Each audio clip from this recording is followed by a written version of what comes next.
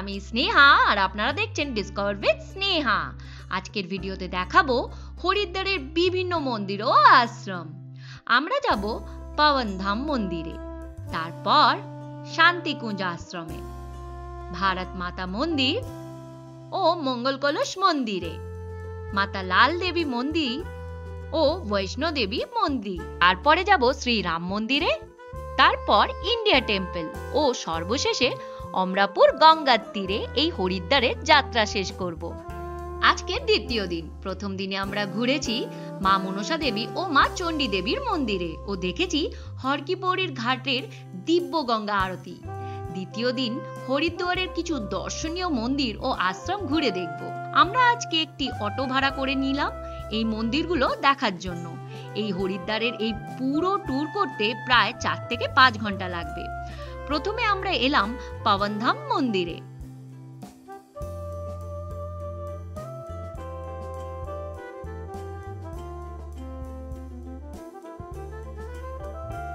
This is a beautiful temple of Pavandham. I am in Pavandham in Haridwar. So you can see the whole temple is made up of beautiful mirrors. এটি একটি কাচের মন্দির। মন্দির সকাল 7টা থেকে রাত 8টা অবধি খোলা থাকে। এখানে ঢোকার জন্য কোনো এন্ট্রি ফি নেই। এই মন্দিরে সকল দেবদেবীর কাঁচ দিয়েই সাজানো হয়েছে। You will get lot of god and goddess like Brajanbali, Radha Krishna, Shivji, Parvati. So and the temple looks so beautiful. এখানে নানান ধরনের দেবদেবীর মূর্তি আছে, যেমন বজরংবলী, রাধা কৃষ্ণ, শ্রী রামচন্দ্র, মহাভারতের কথা সবই পেয়ে যাবেন।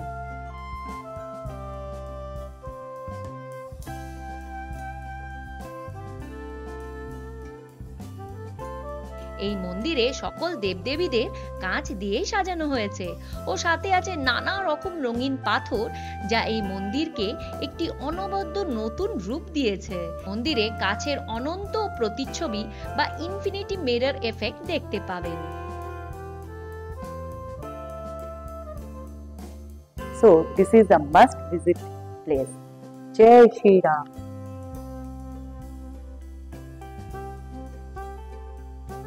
এর পরের গন্তব্যস্থল হলো শান্তিকুঞ্জ গায়ত্রী আশ্রম। এই আশ্রমে ঢুকতে কোনো প্রবেশ মূল্য লাগে না। এটি একটি আধ্যাত্মিক ধ্যান, জ্ঞান, শিক্ষা এবং সম্প্রদায়ের কার্যকলাপের মাধ্যমে অভ্যন্তরীণ শান্তি, আধ্যাত্মিক বৃদ্ধি এবং সর্বজনীন ভ্রাতৃত্বকে উৎসাহিত করার জন্য উৎসর্গ করা হয়েছে। আমরা এখানে একদম সকাল সকাল চলে এসেছি। দেখতে পাচ্ছেন মন্দিরে পরিষ্কার পরিচ্ছন্ন দিকে খুব নজর দেওয়া হয়। এখানে আশ্রমবাসীরা হলুদ রঙের বস্ত্র পরিধান করে। এটি বেদমাতা গায়ত্রী মন্দির, আশ্রমের মূল মন্দির, যেখানে দেশ বিদেশ থেকে মানুষজন এসে এখানে আধ্যাত্মিক উন্নতি লাভ করে। এখানে প্রশান্তি জ্ঞানের সাথে মিলিত হয় যখন সর্বস্তরের মানুষ তাদের আত্মাকে পুনর্জীবিত করার জন্য একত্রিত হয়। বিশ্বজনীন ভ্রাতৃত্ব এবং আধ্যাত্মিক উন্নতির নীতির উপর প্রতিষ্ঠিত এই আশ্রম। এখানে প্রসাদ বিনামূল্যে বিতরণ করা হয়। সকাল 8:30 থেকে দুপুর 1টা, দুপুর 4:30 থেকে সন্ধ্যা 8:30। আজকের প্রসাদ ভাত, রুটি, তরকারি, ডাল ও এক ধরনের মিষ্টি। প্রসাদে কোনো লবণ ছিল না, তাই আমরা আলাদাভাবে নিয়েছিলাম। এর স্বাদ চমৎকার এবং আমরা সবাই খাবারটিকে উপভোগ করেছি। শান্তিকুঞ্জে আসার জন্য এখানে প্রথমে আপনাকে রেজিস্টার করতে হবে। রেজিস্টার করার জন্য আধার কার্ড লাগবে। এখানে থাকার ব্যবস্থাও আছে। পৃথিবীর বিভিন্ন দেশ থেকে এখানে মানুষজন এসে থাকে। এখানকার পরিবেশটি চমৎকার, স্নিগ্ধ, শান্ত একটি আশ্রম। এই আশ্রমের কিছু নিয়ম কানুন আছে যা আপনাকে অবশ্যই মেনে চলতে হবে। হরিদ্বার আসলে অবশ্যই এখানে আসবেন।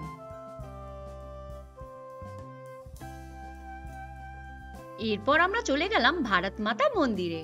ভারত মাতা মন্দির বা মাদার ইন্ডিয়া টেম্পল হরিদ্বারের একটি প্রসিদ্ধ মন্দির, যা বহু দর্শনার্থীর আকর্ষণ করে।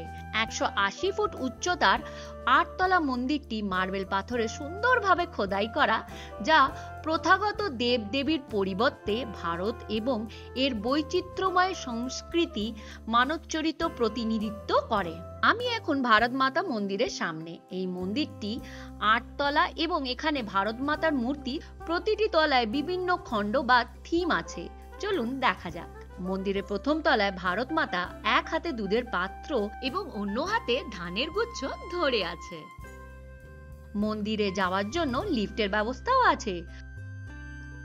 8 তলাটি হিমালয় এবং সপ্ত সরোবর কমপ্লেক্স সহ সম্পূর্ণরূপে ভগবান শিবকে উৎসর্গ করা হয়েছে। সপ্তম তলায় ভগবান বিষ্ণুর অবতারদের প্রতি নিবেদিত।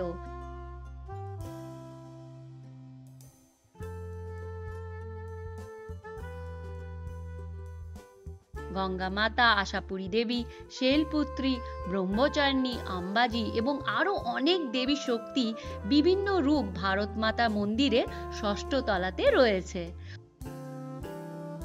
চতুর্থ তলাটি বিভিন্ন ধর্মের মহান সাধুদের নিবেদিত, যার নাম সন্ত মন্দির। এই বিশাল ও সুন্দর দেশ গঠনের যারা গুরুত্বপূর্ণ ভূমিকা পালন করেছিলেন তাদের প্রতি শ্রদ্ধা নিবেদনের একটি উপায় এই মন্দির। তৃতীয় তলায় মাতৃত্ব মন্দির, মীরাবাই, মাতিরি এবং আরো অনেক সম্মানিত মহিলাদের কৃতিত্ব তুলে ধরেছে।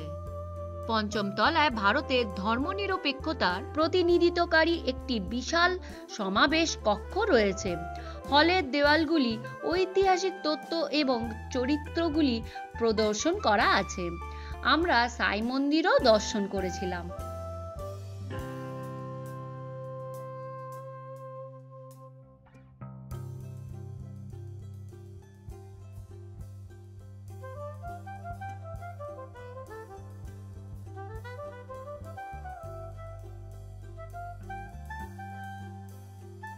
এরপর আমরা চলে এলাম শ্রী মঙ্গল কলস মন্দিরে। এই মন্দিরের প্রবেশ দ্বারটি একটি সুবিশাল কলসির আকারে। মন্দিরের ভেতরে গুহা আছে এবং নানান দেবদেবীর মূর্তিও আছে। প্রচুর দর্শনার্থী এই মন্দিরে সমাগম হয়। এখানে শ্রীকৃষ্ণ ঝাঁকি বা বাল্যলীলার প্রদর্শন করা আছে। আমি এখন মন্দিরের ভিতরে একটি গুহা আছে যার মধ্যে দিয়ে যাচ্ছি। এখানে কিন্তু ক্যামেরা নিতে গেলে 35 টাকা করে এক্সট্রা দিতে হবে। এই গুহার মধ্যে দিয়ে যেতে খুবই রোমাঞ্চকর লাগছিল এবং এখানে দিক নির্দেশ দেওয়া আছে কোন দিক দিয়ে যেতে হবে।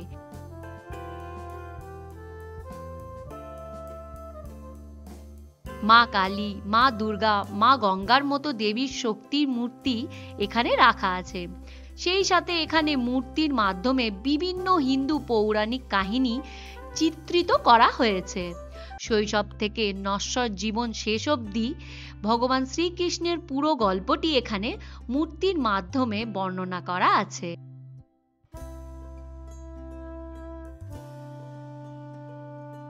আরো অনেক মন্দির দেখাবো হরিদ্বারে, তাই ভিডিওটি শেষ অবধি দেখতে থাকুন। মঙ্গল কলস মন্দিরটি আমার খুবই ভালো লেগেছে। হরিদ্বারে আসলে অবশ্যই এখানে দর্শন করতে আসবেন।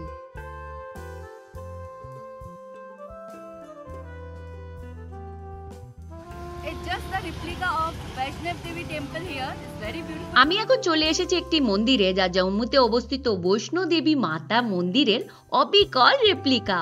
হরিদ্বারে বৈষ্ণো দেবী মন্দিরটি মন্দির মাতা লাল দেবীজি ভারত দর্শন বা লাল মাতা মন্দির নামেও পরিচিত।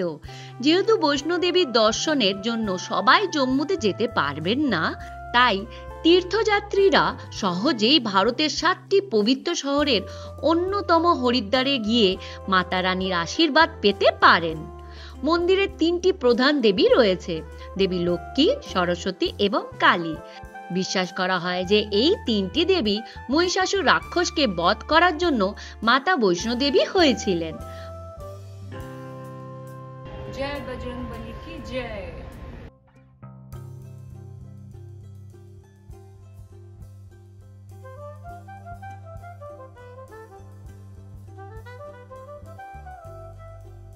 প্রধান দেবদেবীর পাশাপাশি আপনি অভ্যন্তরীণ গর্ভগৃহে যাওয়ার পথে দেবদেবীর অন্যান্য মূর্তি দেখতে পারেন।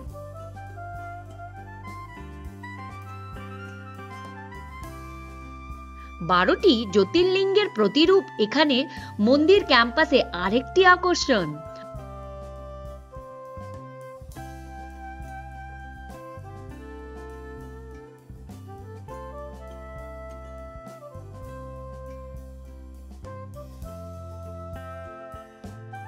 ভক্তদের গুহা, সিঁড়ি ও সুড়ঙ্গ পেরিয়ে দেবী বৈষ্ণব দেবীর মূল অভ্যন্তরীণ গর্ভগৃহে পৌঁছাতে হবে।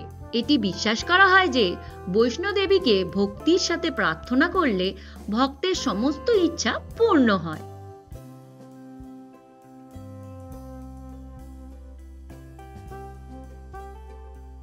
আমাদের পরবর্তী গন্তব্য শ্রীরাম মন্দির।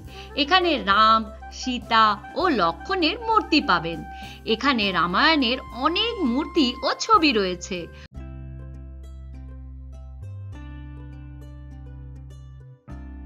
হরিদ্বারের বহু পর্যটককে আকৃষ্ট করে এই মন্দির। এই রাম মন্দিরে মার্বেল ফলকে শ্রীরামচরিতমানসও লেখা আছে।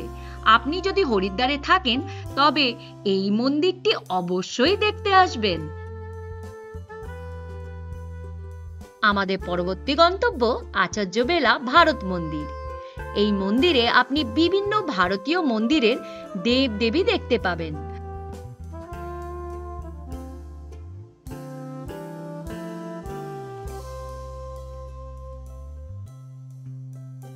ভারতের বিভিন্ন প্রদেশের দেব দেবীর মূর্তি এই মন্দিরে একসাথে দেখতে পাবেন।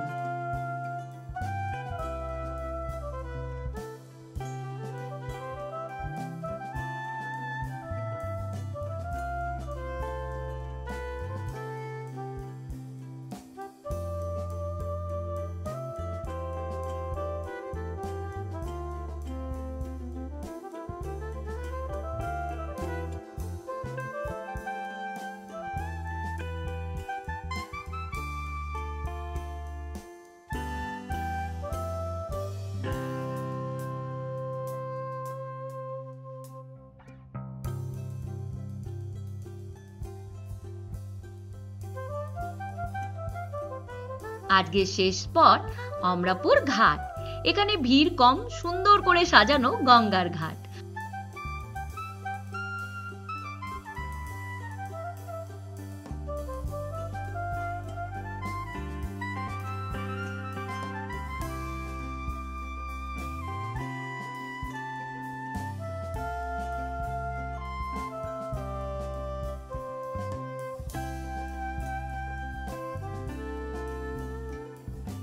আজকের ভিডিও এই পর্যন্তই। আবার দেখা হবে পরবর্তী ভিডিওয়ে, যেখানে আমরা হরিদ্বারে কনকল যাত্রা করব।